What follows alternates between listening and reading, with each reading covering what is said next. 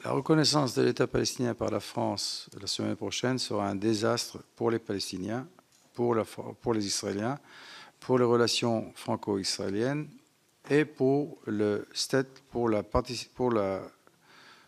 possibilité de la France d'influencer des différents processus diplomatiques qui pourraient avoir lieu au Moyen-Orient dans le futur.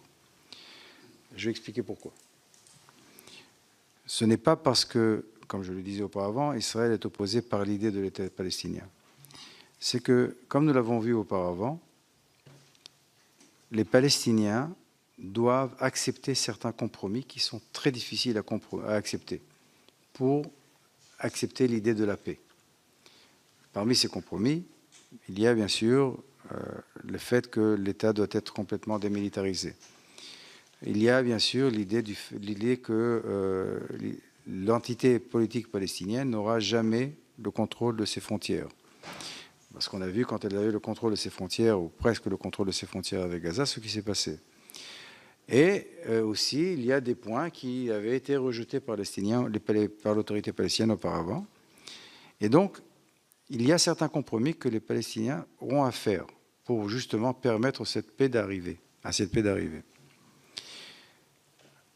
Si la France et d'autres pays occidentaux reconnaissent l'État palestinien maintenant, les Palestiniens n'auront plus aucune raison de faire ces compromis. Alors, si l'idée est d'aider à faire la paix entre les Israéliens et les Palestiniens, c'est une chose. Et là, la question est, qu'est-ce qui est raisonnable de faire? Si c'est par exemple créer des conditions qui mèneront à la reconnaissance, ou si l'idée est de faire un geste public, je dirais presque populiste, là, la reconnaissance a un sens politique peut-être français, mais est désastreux dans ce qui est du futur des relations israélo-palestiniennes. Parce que les Palestiniens diront pourquoi accepter des compromis?